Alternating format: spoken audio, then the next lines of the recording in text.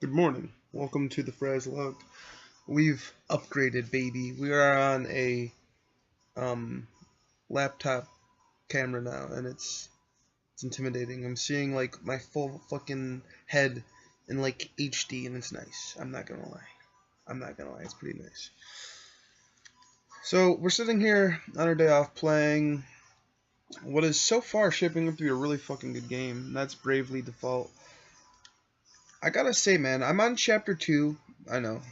I think I was reading there's like 8 chapters or something, and I'm on chapter 2.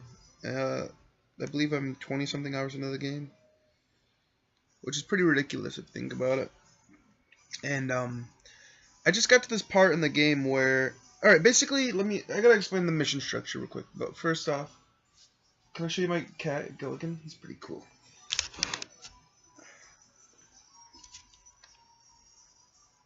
There he is. What's your deal? The way okay, so basically it's just like any other RPG. You have your overworld, you have your towns, you have your little villages you can visit along the world, and stuff like that. Um, Now the thing about that though is what they do is they add side quests to your map screen. So like if you see a little blue icon, that's a side quest. If it's green, that's a main objective. If it's blue, it's a side quest. The thing about these side quests are they're they're basic quests, yeah, but they give you extra jobs. So, for example, like I just got the Summoner job class. Before that, I got the Valkyrie job class. Before that, I got the Ranger job class. And basically, what they're doing with these side quests is it's giving you filler content. It's giving you content to make these chapters feel longer than what they actually are. Because you have to go and level grind to basically go do these side quests, or you don't have to. In my case, because I'm just kind of like I feel like I'm blowing through the game. Like I should be leveling up my jobs more. I should be doing a lot of stuff, but I'm not. I'm just kind of going through at a decent pace. I'm not really leveling up. I'm just kind of. I have my encounter rate on, um, like less than average encounters. So like, you basically have a lot of encounters, a good amount of encounters, the average amount, below average, and then no encounters. I'm on like below average. I figure that way I level up a little bit still here and there, but my characters aren't getting completely exhausted before I get to the boss. That's the way I'm doing it. And I'm playing on normal mode. I'm not playing on easy or hard.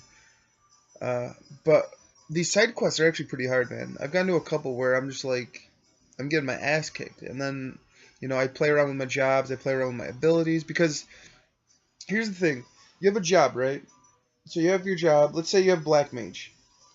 Let's say you wanted to play a white mage. You could take the black mage's abilities and put those over onto the white mage, while like pertaining the white mage class skills. So every job can have one other job's abilities put onto it, and then like let's say the level 4 ability for the Valkyrie, it gives you 10% reduced physical damage. That's a support skill. You can equip up to, I think by the end of the game you can have up to 3 skills on a character, 3 or 5 skills. Right now I can only have 2. So like let me give you an example here.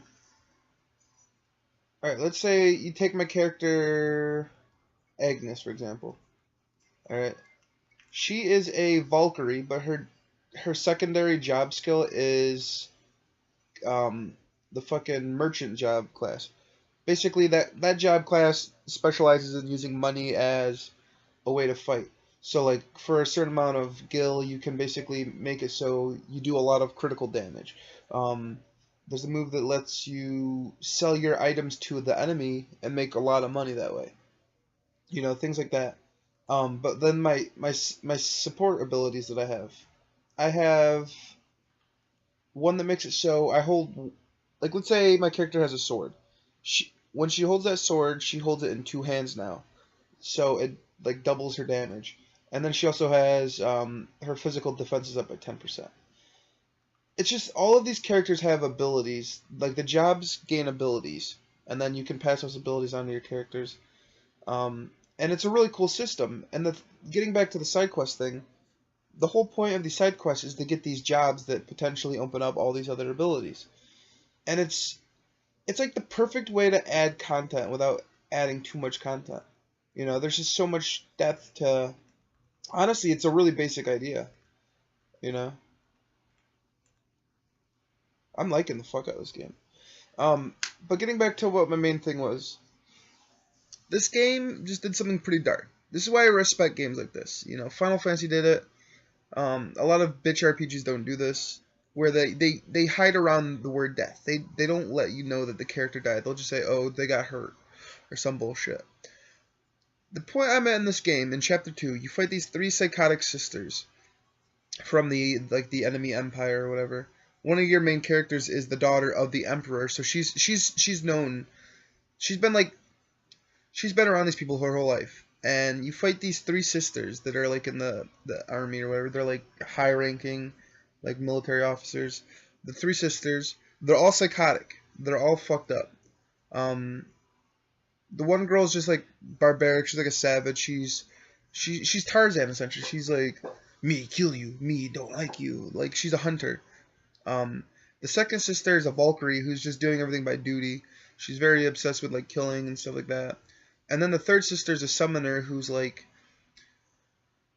she's very spiritually in tune to like death and stuff, and she's very fucking weird. And she gives me a little bit of a plot. Like the way they handle the story is like, they didn't have to make these characters psychotic. They didn't have to make them fucked up. But what did they do? The point of the side quest I'm in right now is there's this town that is selling these hairpins that are very, very, very expensive. So you go to this, it's supposedly the source of where these hairpins come from, and you find out they're from fairies. So these two little girls, these two little sisters are out there in this forest trying to find these like fairies that can give them these hairpins. They find the fairies. You find the psychotic sister, and they're killing all the fairies because she likes hearing them scream when she kills them or whatever. And you go in there, you kill her, and then she's talking about like how just the thought of knowing that her blood is on your hands, that you sullied her body before it died, like that's more than enough for her existence. Like they're not afraid to like make it dark, and I love that. But the thing is, those two little sisters in there that were getting the fairy wings, there's a twist there. They thought that you get the fairy wings by talking to the fairies and they make you the hairpin. No. What people are doing is they're ripping the fairy wings off and then making the hairpin themselves, which is really fucked up. But the two little sisters actually die right there. They get killed, which is pretty fucked up. And I like that. I like that. I mean, that's fucked up that I like that, but it's cool because it's building up these characters. These characters weren't able to save two little girls, you know? They were too late, and that's cool. Alright, so I hope you guys like the Frazzlog from the laptop. I don't know how the quality is. We'll check it out when I upload it. I'm going to get back to Bravely Default. I was going to... No, look at Gilligan now. Hey, Dewey Dew. Okay. Alright, goodbye, guys. Beep boop. Bye.